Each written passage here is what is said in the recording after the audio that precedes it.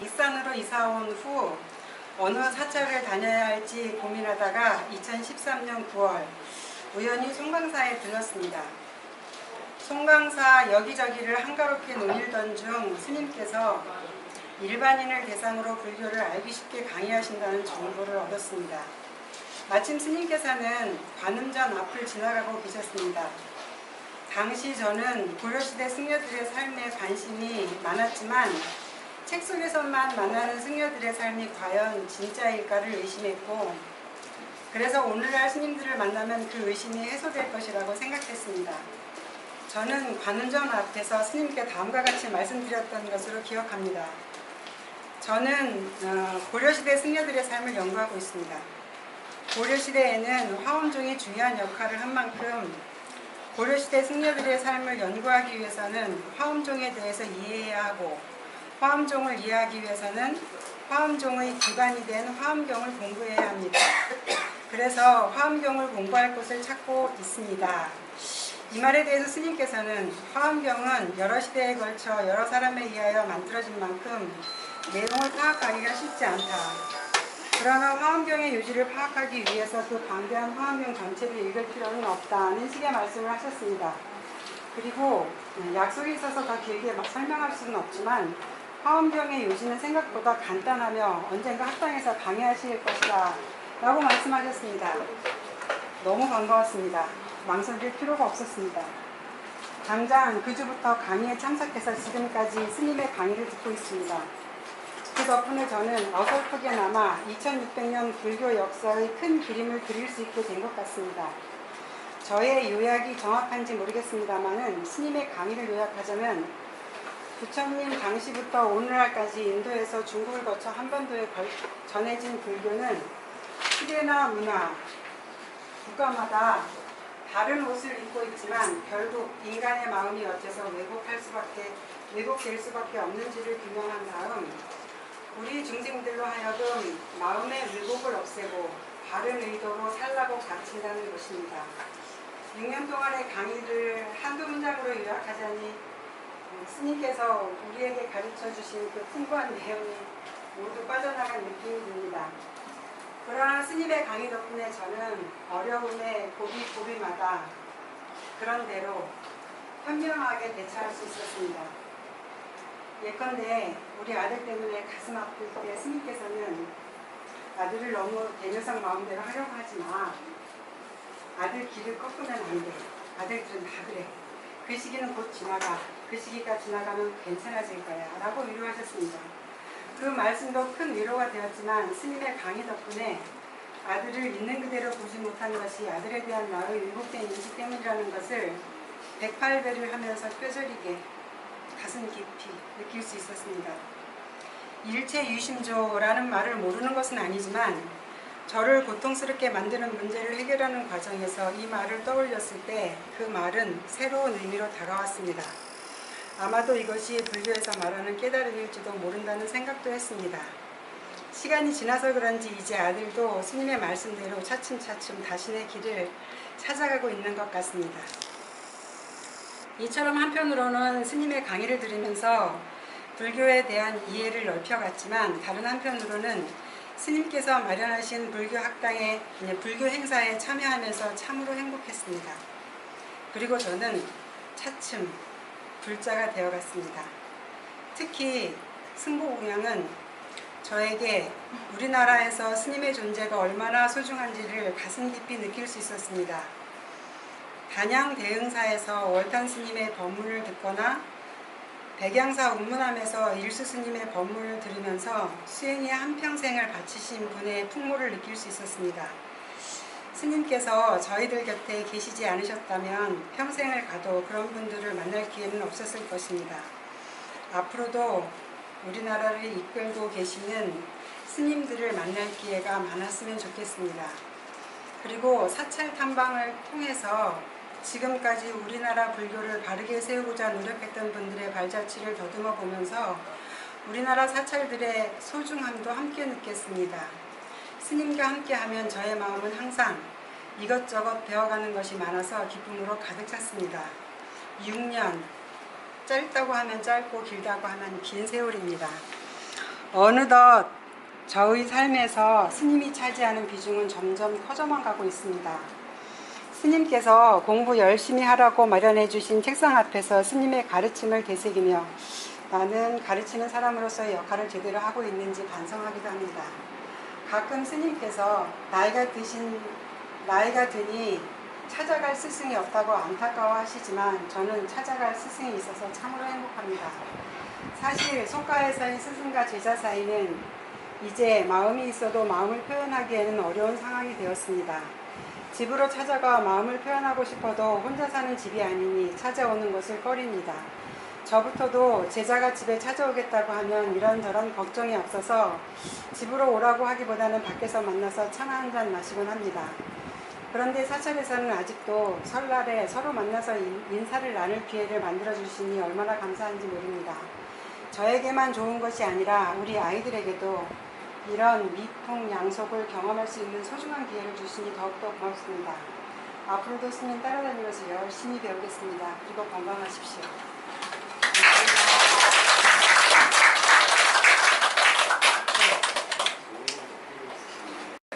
한 말씀씩 한마디씩 남기라고 했더니 우리 식구들이 남겨놓은 걸 모은 겁니다. 스님께서 벽암록 강의하신 것을 빗대서 말씀드리자면 법진 스님에 대해서 대일설하라 라고 하는 명령에 답을 한 것 같습니다. 제가 감정을 실어서 읽을지 모르겠는데요. 읽어보겠습니다. 우리는 스님의 영원한 제자입니다. 무사람들에게 오르내리는 찬란한 산사는 아니지만 수천 년을 이어내려온 붓다의 진리를 배우고 익히려 밤새 꺼질 줄 모르는 진리의 등불은 우리의 벅찬 가슴으로 이미 찬란하게 타오르고 있습니다. 우리의 영원한 스승님이신 법진 스님, 스님이 우리의 스승님이라서 우리가 스님의 제자들이라서 마냥 감격스럽고 행복합니다. 어느덧 7년차, 앞으로 10년, 20년, 아니 세세생생 두고두고 늦은 밤 우리를 배웅하는 가사자락 그 모습 그대로 달그림자에 비치는 스님의 그림자조차 닮으려 노력하겠습니다. 수승한 법진 스님의 가르침을 받들어 잘 배운 제자답게, 온전한 제자답게 제 자신은 물론 사회와 세상을 밝히고자 더더욱 노력하고 정진하겠습니다. 언제나 고요하고 평안하시길, 건강하고 평화로우시길, 깨어있는 제자 해조음, 경건이 옷긴 점이며 삼배 예경 올립니다. 해조음 합장, 해조음을 드립니다. 아이, 쑥스럽구만. 네. 먹으면 사면 안 되는. 아니요, 이거 뭐냐, 마음을 다 제대로 전해야 돼요. 이건 제가 이제 드린 말씀인데요. 스님 등그림자 속을 가고 있습니다. 부디 똑바로 갈 수 있도록 밝은 등불로 이끌어 주십시오. 스님 늘 고맙고 고맙게 합니다. 더욱더 강건한 모습을 오래도록 뵙고 싶습니다. 짱. 그리고요, 이건 이제 우리 문 작가님께서 쓰신 얘기인데요. 이심전심 말씀드리지 않아도 저의 표정으로 아실 것이라고 생각되고요. 제가 여기서 큰 소리 내면 안 되는데 헐! 걸림없이 자유자재할 수 있는 여유를 가질 수 있어 감사하고요. A. 분별하지 않으려고 너그러이 그러려니 이해하는 마음을 갖게 되어 감사하고요. 줄탁동시 열심히 공부할 자세가 되어 있어서 감사하고요. 평상심이 도라는 것을 알게 해주셔서 감사합니다. 법진 스님 오른팔에 있는 바른의도 고문행 합장. 그리고 이건 이현희 선생님이 하신 얘기인데요. 스님 송광사에 계셔주셔서 고맙습니다. 늦은 공부지만 열심히 따라가도록 노력하겠습니다. 건강하세요. 이현희 합장. 이건 우리 양영희 선생님이 쓴 건데요. 학교 공부 같았으면 책가방 진즉 날아갔을 것 같아요. 불교 공부가 왜 이렇게 어려워요? 초기 불교 공부할 때는 나름대로 재미가 있었는데 갈수록 이해하기가 어려워요. 중도의 가방을 싸려고도 여러 번 했었지만 기회를 놓치면 후회할 것 같기도 하고, 하지만 스님께서는 배우고자 하는 사람에게는 차별 없이 골고루 나눠 주시려는 불법의 가르침이 강하시기에 인내하며 열심히 배우도록 하겠습니다. 평상심이 도라는 깨침으로 어떤 번뇌와 유혹으로부터 흔들리지 않는 삶을 사는 과정이야말로 주지 스님의 바람이 아닐까도 싶습니다. 어렵지만 끊임없이 공부하다 보면 귀가 열릴 때가 있겠죠. 열심히 참여하여 배우도록 하겠습니다. 스님 항상 건강하세요. 감사합니다. 양현희 학장. 이건 우리 김영구 거사님 글입니다. 학당을 통해 스님과 인연을 맺은 지도 5년이라는 세월이 되었습니다. 스님의 가르침 덕분에 불교적인 삶의 자세와 어떻게 사는 게 행복하게 사는 것인지를 조금이라도 깨우치게 되었습니다. 스님과 같은 분을 만나게 된 인연은 제가 살아온 동안에 제게 찾아온 행운 중에서 가장 큰 행운이라고 감히 말씀드립니다. 처음으로 스님께 학당 강의를 들으면서 공부한다는 것이 이렇게 재미있고 즐거운 것이라는 것도 알게 되었습니다. 그리고 제 마음이 예전보다 많이 편안해져 있는 것이 스님의 가르침 덕분이라고 생각합니다. 예의하지 말고 분별심도 내려놓고 선법의 의도로 부단히 노력하며 살라는 스님의 가르침을 앞으로도 항상 마음에 새기며 살도록 노력하겠습니다. 스님 감사합니다. 경문 김영구 학장. 이건 우리 강홍주 보살님께 쓰신 글인데요. 이 글은 감정로서 읽기가 워낙 마음을 표현한 부분이 많아서 저희가 읽어보겠습니다. 나중에 드릴 테니까 혼자 읽어보십시오. 스님 안녕하세요. 편지를 쓰려니 마냥 쑥스럽네요. 스님과의 인연으로 약간의 변화가 있습니다. 누가 뭐라 해도 월요일엔 약속 안 된다고 그냥 이해를 하든 못하든 월요일은 학당 가는 날 유마경, 근본중송, 마조오록, 임제록, 벽암록 등 감히 생각지도 못했던 서적을 소장하게 되었고 페이퍼는 한 장 한 장 쌓여 두꺼운 파일이 되어가고 있습니다. 얼마 전 가랑비에 옷 뜯는다는 말을 이해하게 되었습니다. 전에는 대웅전 주련이 그냥 한자로만 보였습니다. 그런데 최근 잠시 쉴 겸 주련을 유심히 보고 있는데 한문으로 또 그 의미가 가슴으로 느껴지며 감동과 흐뭇한 미소가 지어졌습니다. 없는 시간 쪼개셔서 열강을 해주신 시간들을 내 몸이 기억하고 있구나. 스님, 어리석은 동생을 깨우쳐 주시네 감사드립니다. 오래오래 저희 곁에 계시어 불법의 소나기에 흠뻑 젖게 하소서. 합장. 그동안 표현을 못했는데요. 보살핌에 늘 감사합니다. 항상 건강하고 편안하고 하소서. 제자 강홍주 합장. 이건 우리 김옥자 보살이 쓰신 글인데요. 어찌 제게 이런 행운이 스님의 귀한 말씀을 들을 수 있는 인연이 주어짐에 감사하며 오늘 모르면 내일은 알겠지. 한 번으로 안 되면 두 번, 세 번이면 알아지려나? 아니 모르면 어떠리. 그 말씀 그 시간이 그저 저에게 떨림이고 기쁨입니다. 스님은 언제나 아프지 마시고 건강하세요. 머리 숙여 감사드립니다. 김옥자 합장. 이건 우리 김영하 회장님이 쓰신 글인데요. 불법과 스님과 도반들의 소중한 인연이 행복할 따름입니다. 제일 기억에 남는 배움은 개념의 오류, 판단의 오류, 추론의 오류, 모두가 자신이 지어낸 착각 속에 빠져 사는 자신을 발견하곤 합니다. 김영하 학장. 이건 우리 얼마 전에 온 우리 이은정 선생님이 쓰신 글인데요. 스님 참다운 실상과 내가 누구인지 깨달음의 길로 나갈 수 있도록 이끌어 주십시오. 가르침 주셔서 감사합니다. 부처님의 가피가 늘 함께 하시기를 기원드립니다. 이은정 학장. 이건 우리 박복선 보살님 쓰신 겁니다. 우리 주지 스님께서는 신도들뿐만 아니라 모든 스님들께서도 항상 공부를 꼭 해야 한다고 말씀하시고 관심을 가지시는 분이죠. 너무 무지했던 제가 스님의 강의를 듣지 않았을 때와 듣고 난 후는 불교에 대한 저의 알은 많이 다르다고 확신합니다. 스님께서는 송강사뿐만 아니라 해외까지 다니시면서도 또 편찮으셨을 때도 저희를 위해 열심히 자료를 준비하셔서 가르쳐 주셨을 때는 눈물겹기까지 했습니다. 존경합니다. 부디 건강하셔서 오래오래 저희들과 함께 해주셨으면 좋겠습니다. 감사합니다. 박복선 학장. 2012년 송광사, 이건 우리 최영석 최장로님 글입니다. 2012년 송광사 불교학당에서 스님을 처음 뵙고 불교 공부를 시작한 세월이 7년째입니다. 처음 부처님의 생애와 초기 불교, 대승불교의 이념과 보살, 중간사상, 유식사상, 대승기실론, 선불교에 의해 달마어록, 육조당경, 마조어록, 조주록, 그리고 지금 강의 중인 벽암록 등 많은 불교를 스님으로부터 강의를 들었습니다. 강의를 들으면서 항상 감사하고 고마웠습니다. 불교를 쉽게 설명해 주시고 단원별 교육 자료의 준비 항상 감사드립니다. 스님의 학당에 대한 노고에 진심으로 다시 한번 감사드립니다. 스님을 뵙게 되어 공부하는 것이 저의 크나큰 복이라고 생각합니다. 그래서 지금 이 자리가 행복합니다. 항상 건강하십시오. 최영서 갑장. 이건 우리 정금이 보살님이 쓰신 글인데요. 스님께서는 이미 오래전에 등불을 밝히고 길을 묻는 중생을 기다리고 계셨습니다.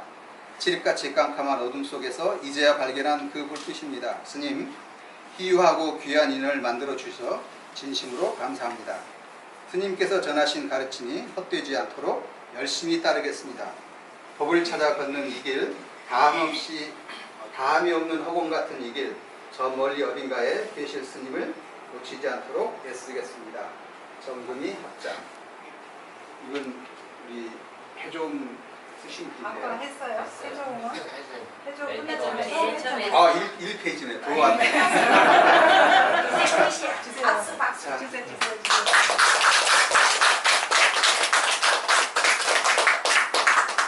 정신없이 읽었는데요. 스님 공부방에 계시면서 책 보시다가 한번 찬찬히 보십시오. 아니 뭐 네. 이런 쑥스러운 자기를 많이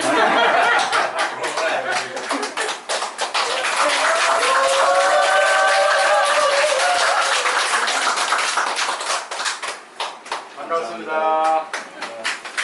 수아원 스님의 참 다행이다. 제가 노래는 못하지만 가사가 좋아서 본문 같은 노래 한번 해보겠습니다.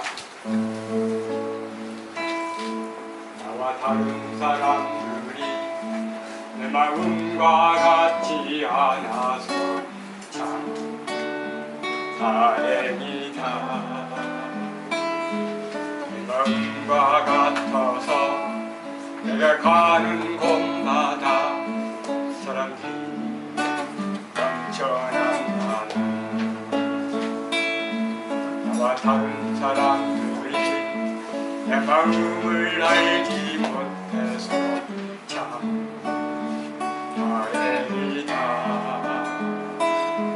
내 마음을 알아서 내가 하는 생각을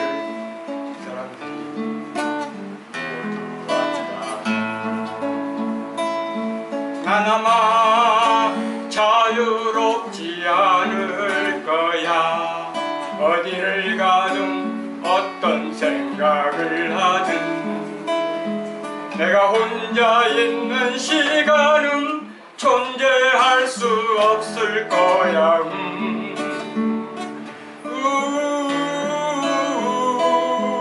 내 마음과 같지 않아서 내 마음을 알지 못해서 참 다행이다. 참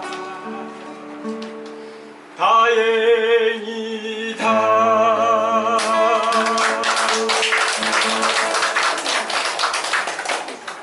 다음은 스승 노래를 합창을 하겠습니다.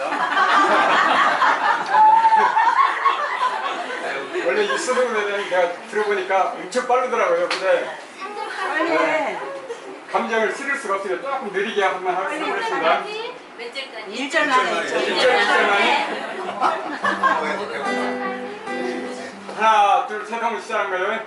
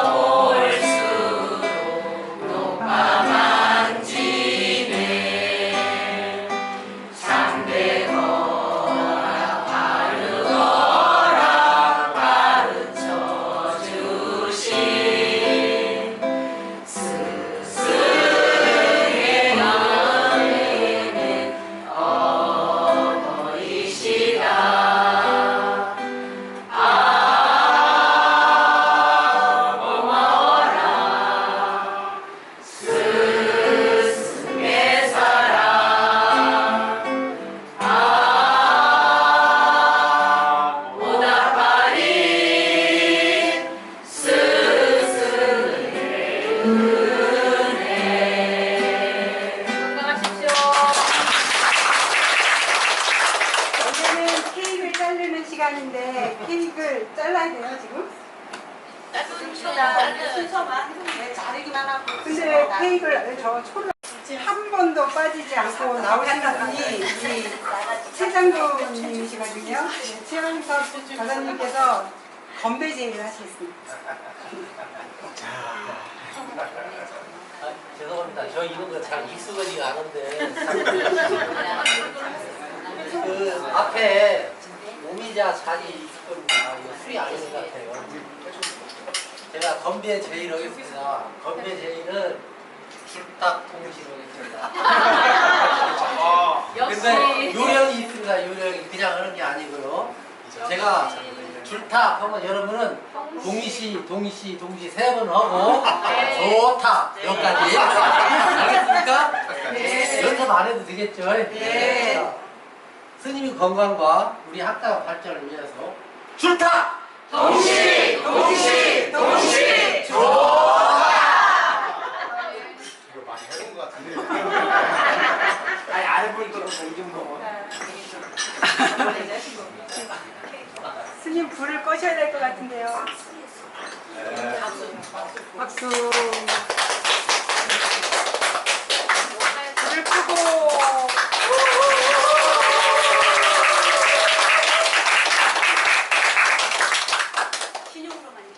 맛있게 이쁘게 찍어주세요. 특별한 날이니까.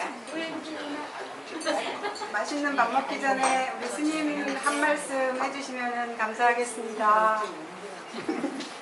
먼저 태풍이랑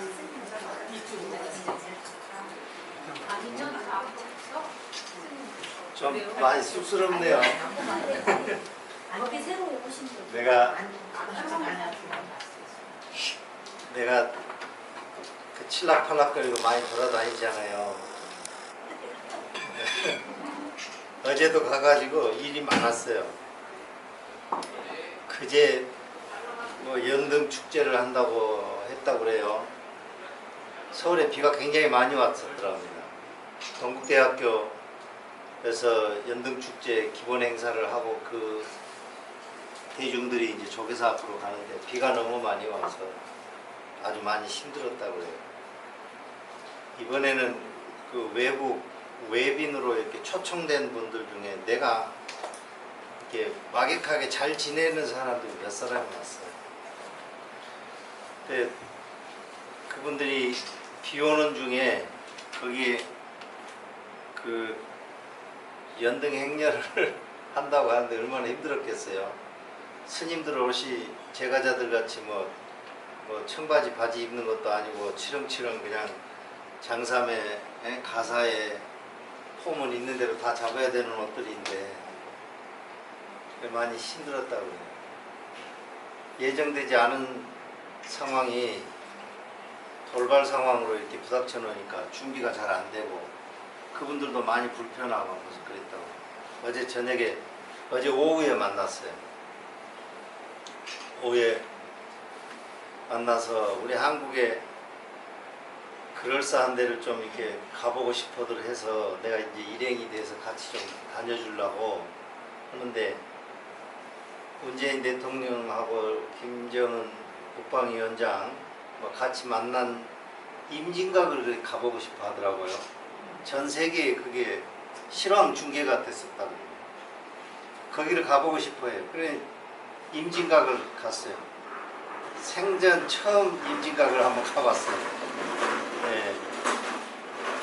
거기 갔다가 거기에서 꼭 가보고 내가 우리 한국 불교 뭐 이런 걸 보여주고 싶은 곳이 여주의 고달사, 원종대사 비 있는 고달사, 또 법경대사 비 있는데 근데 한번 가보고 우리 한국 불교의 문화유산 같은 거를 좀 보고 그렇게 해줘 보고 싶어서 거기를 갔어요. 불국사 같은 데 가도 좋은데 행사 같은 데 가도 좋고 그래서 이제 거기를 갔어요. 오늘 아침에 또 6시 반에 만났어요.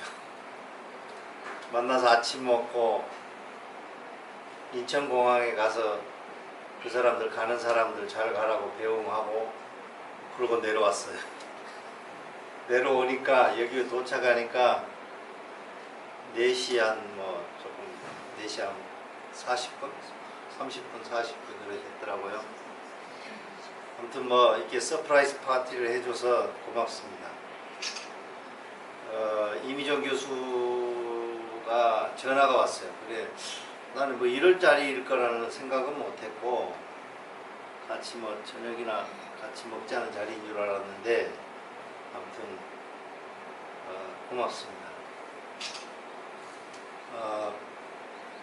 원종대사 비 그 고달사지에 원종대사 비를 굉장히 오랜 시간 동안 거기서 이렇게 비를 보고 그러고 왔어요. 일본에 가서 문화재를 보고 그런 거 하고 중국에 가서 문화재를 보고 이런 거 하고 그 지금은 이제 절은 다 허물어져 흔적도 없고 발굴터에 덩그러니 뭐 이렇게 유물만 남아 있는 곳에 가서 아주 시간을 충분히 보내면서 그걸 바라보고 그렇게 하고 왔는데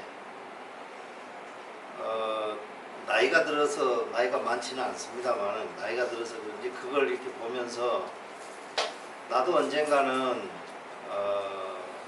지금 이 유물같이 이렇게 시간 속에 나도 이제 묻혀갈 건데 참 의미 있게 남은 시간 의미 있게 참 보내야 되겠다 이런 생각이 많이 들더라고요. 특히 같이 간 분 중에 그 티벳의 그 생덕이라고 하는 그 림포체가 같이 갔어요. 그분은 달라이라마 평화포럼의 그 집행위원장이에요. 그 대단히 중요한 분이에요.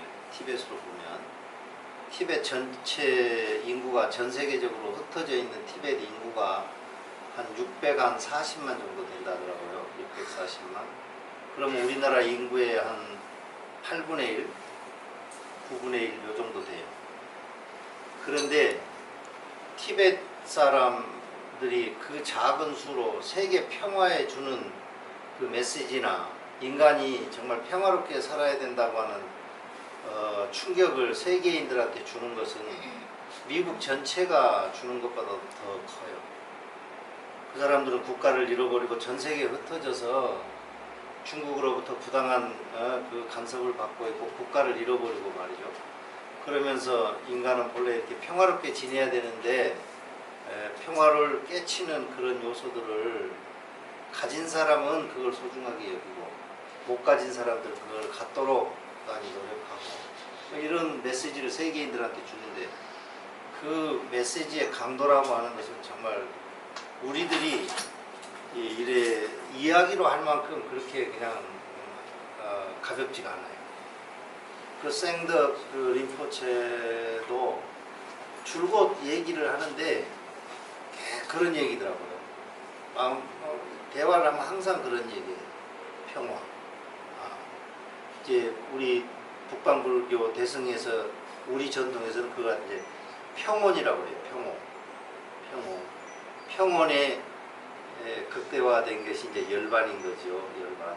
근데 그런 것들을 얘기하면서 내가 이 나이에 누가 외국 간다 해서 공항에 가서 뭐 배웅하고 이럴 일은 없잖아요. 여러분들은 뭐 아들, 딸이 외국 간다면 공항에 가서 뭐 배웅을 하고 하는지 모르겠는데 그런 적이 없어요. 그런데 공항에까지 가서 배웅을 해줘야 되겠더라고요. 그 사람들을 한국에 와서 적지 않게 기대를 하고 한국에 왔는데 한국에 와서 보니까 한국 상황이 녹록지가 않아요. 그래서 여러 가지 것들을 많이 생각도 하고 그렇게 하고 또 돌아가는 자리라 공항에 가서 이렇게 배웅을 했고 이렇게 왔어요. 근데 공항에 가서 배웅을 하는데 마음이 되게 무거워요. 공항에서 배웅을 하는데 내가 회의사에서 딱 11년을 학인들을 지도하면서 11년을 지냈어요. 그 중간에 물론 이제 가서 뭐 일한다고 서울에 가서 일도 하고 이제 그랬지만 아무튼 11년 시간을 이제 해인사에서 보냈죠. 해인사에서 보내고 나와서 원래 이제 송광사에 와서 지내려고 하지 않았고, 내가 맨 처음에 생각한 거는 브뤼셀에 가서 그냥 그 조그마한 카페 해놓고 거기에서 그 우리 동양 고전 그 사람들하고 같이 이렇게 읽으면서 그냥 이름 없이 그냥 조용하게 지내고 싶었어요. 브뤼셀에 가면은 뭐 그렇게 지내도 얼마든지 그 역사 그 전통이 깊고 그래서 편히 지낼 수 있어요.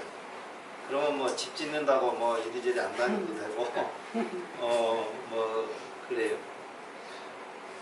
내가 이제 그렇게 한다고 그랬더니 기리성 교수, 혹시 아시는 분 있을지 모르겠는데, 기리성 교수가 날 보고 한국에는 스님들 많으니까 한국에서 지내지 말고 자기하고 인도에 가자고 해요.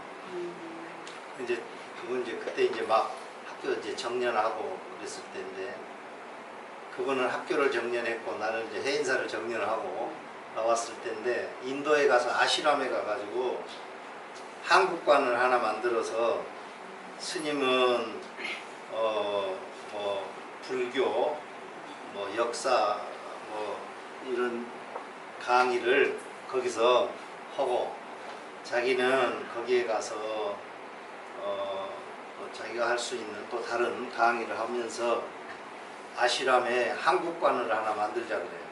사실 그걸 하고 싶었어요. 한국에 스님들도 많으니까 뭐 한국에는 뭐 많은 일들이 뭐 내 하나 정도 없어도 되지요.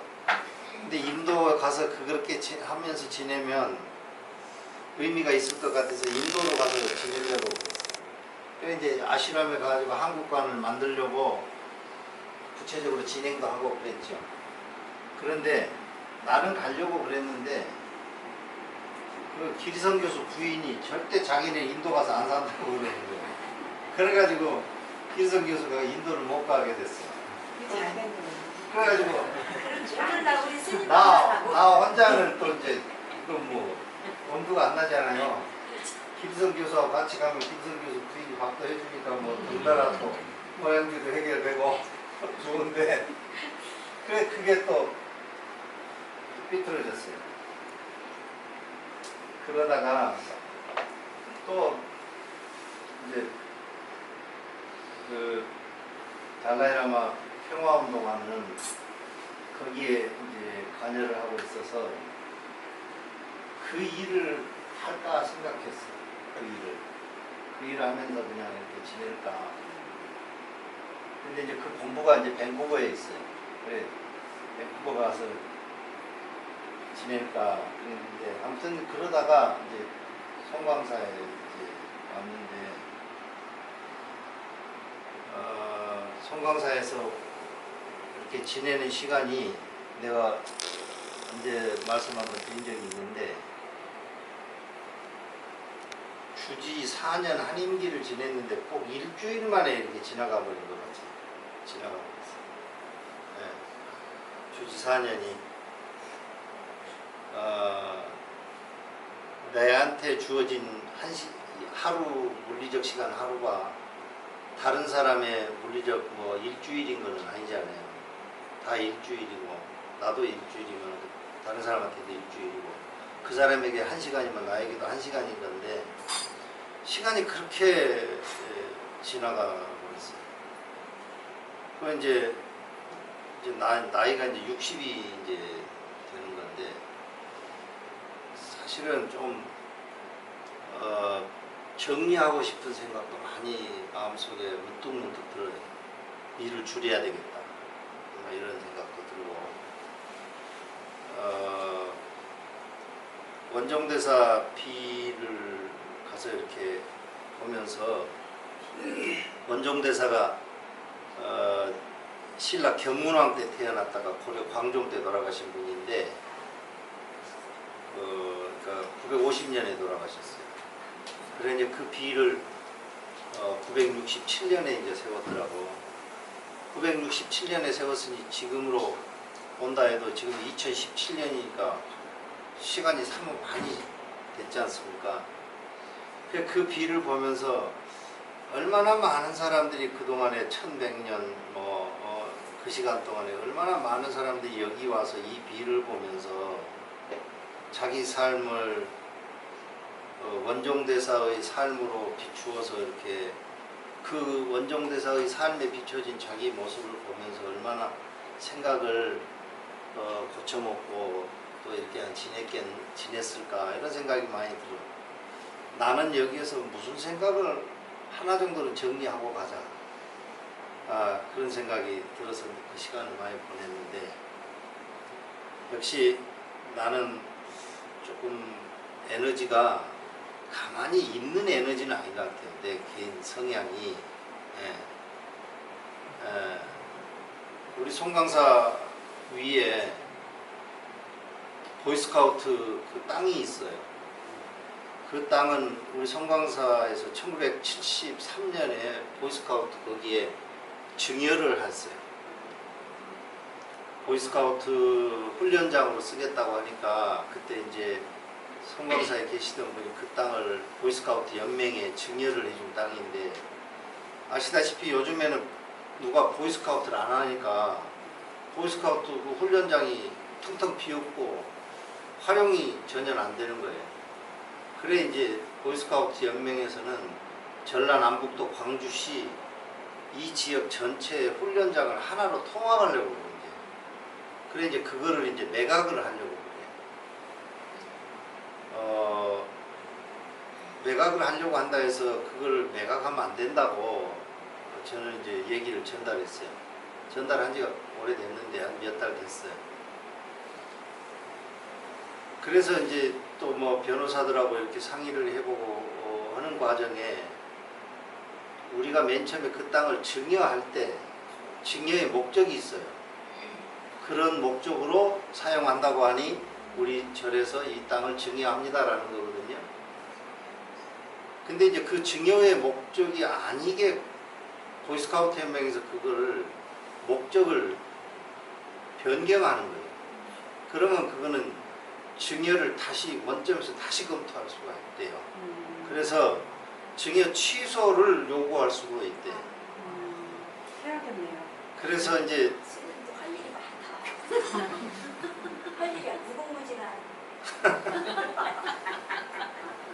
그래서 이제 증여 취소를 염두에 두고 법률 검토도 변호사들하고 함께 하면서 그런 것으로 머리가 복잡했어요. 그런데 원종대사 비를 보면서 증여 취소 소송은 안 하려고 마음먹었어요. 대신 적당한 가격에 매입을 해줄 생각이에요. 보이스카우트 연맹이 그 땅을 뭐 사익을 위해서 쓰는 단체가 아니고 이걸 팔아서 가서 또 토지를 매입해서 거기에 또 훈련장을 건립해야 되는 상황인데 야박하게 또 뭐 잘났다고 말이지 그것도 증여 취소 소송한다고 증여 취소 소송을 하면 거의 이길 수는 있을 것 같아요. 그런데 변호사 비용도 만만치 않게 들어가요. 그래서 변호사 비용 들어간 것에 한 3분의 1 정도, 2분의 절반 정도만 더 붙이면 어떻게 매입을 할 수도 있을 것 같아요. 그게 훨씬 그래서 원정대사 비를 보면서 내가 송광사에서 그거까지는 내가 마무리를 지어야 되겠다 이런 생각을 하고 내려왔어요. 그런데 이게 최초 지금 발표하는 거예요. 그거 매입해서 여러분 우리 송광사 항공사진 찍은 사진 이거 보시면 그 땅이 우리 송광사에 얼마나 노른자의 땅인지 여러분들이 항공사진 보고 금방 알 수 있어요. 토지를 그 보이스카우트 연맹에 증여를 하더라도 그 땅은 증여하지 않았어야 되는 땅일 것 같은데 그 땅을 그 증여를 한 거예요. 송광사가 송광사 최초의 기록을 보면은 송광사에 영천수가 있어서 사람들이 살기 시작했고 여기서 뭐 스님들이 모여 살았다고 그러거든요. 근데 보이스카우트 연맹 거기에 영천수가 있어요. 그래 좋은 마음으로 좀 시간은 걸리겠고 조금 뭐 여러 가지 절차상 또 내가 낱낱이 또 신경 써야 되는 그런 뭐 번거로움은 있겠지만 그 땅은 변호사 비용에 조금 더 보태서 매입하는 것으로 그래 마음을 정리하고 내려왔어요. 내려오는데 굉장히 마음이 홀가분하더라고요. 인천공항에 가서 그 사람들 배웅하고 내려오는데 마음이 너무 홀가분해요. 내려오면서 내 그 스마트폰 속에 항공사진 찍어놓은 거 그 드론 올려가지고 찍는 거 있잖아요. 그 사진을 얼마나 많이 봤는지 몰라요. 내가 이걸 반드시 내가 매입하겠다. 그런 생각을 하면서 내려왔는데 마음이 굉장히 편안해요. 그래서 내려왔는데 내려오면서 학당 강의를 할 때 내가 이제 그거를 얘기를 내가 발표를 하려고 그랬어요. 우리 송광사 신도님들이 뭐 전부력도 있고 학당도 있고 지장에도 있고 뭐 많잖아요. 많은데 나하고 가장 많이 만나는 분은 아마 학당일 거예요. 내가 그래서 그걸 그렇게 하겠노라고 오늘 강의 시간에 발표를 하려고 했는데 폼새를 보니 오늘 강의는 안 될 것 같고 시간이 이렇게 가는 거군요. 네, 이렇게 얘기합니다. 내가 아까 그 여러분들이 썼다고 하는 글들 읽어보니까 화분한 뭐 얘기들 너무 많이 해 놓으셨는데 저는 한 가지는 있어요. 나는 뭐 재주가 남다르지도 않고 또 인내심도 그래 많지도 않고 그냥 평범하고 그런데 마음속에 한 가지 중심은 늘 갖고 있어요. 내가 여러 차례 얘기한 얘기인데 준비가 실력이에요. 실력이 본래 있는 게 아무도 실력은 다른 게 실력이 아니에요. 준비하는 게 실력이에요. 준비하는 게. 내가 학교에 가서 역사 공부한다고 그러면서 우리 이기백 선생님한테 배운 얘기 준비가 실력이에요. 여러분들하고 같이 있으면서 불교 공부하는 거 나도 즐거워요. 여러분들도 즐겁다고 했는데 정말 나도 즐거워요. 아마 학당에서 강의하는 일이 없었으면 송광사 주지 못했을지도 몰라요. 그래도 강의한다고 이러고저러고 하고 있으니까 그것으로 이리저리 묻혀서 넘어가고 그러면서 또 어렵고 힘든 것도 있고 또 새충전해서 또 그거 처리해 나가고 가만히 돌이켜보면 지난 4년 동안에 내가 송광사에 집을 7개를 지었어요.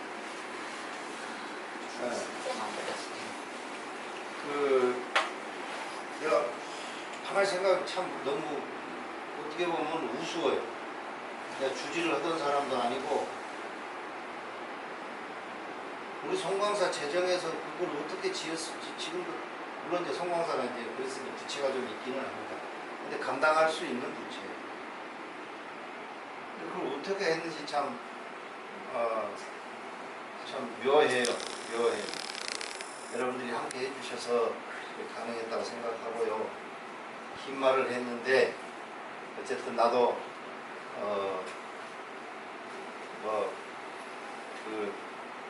라틴 말에 이런 말이 있어요. 그대가 나의 자랑이듯 나도 그대의 자랑이라. 네? 그대가 나의 자랑이듯 나도 그대의 자랑이라. 이런 말이 있어요.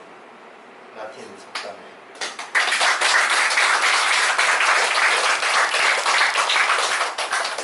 우리들 모두가 그런 마음을 자세로 이렇게 살았으면 좋겠어요. 그러면은 참 좋겠습니다. 늘 반갑게 봅시다.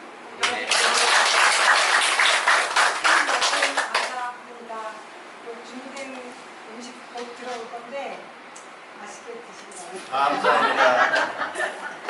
사회를 아주 잘 보시네. 오랜만에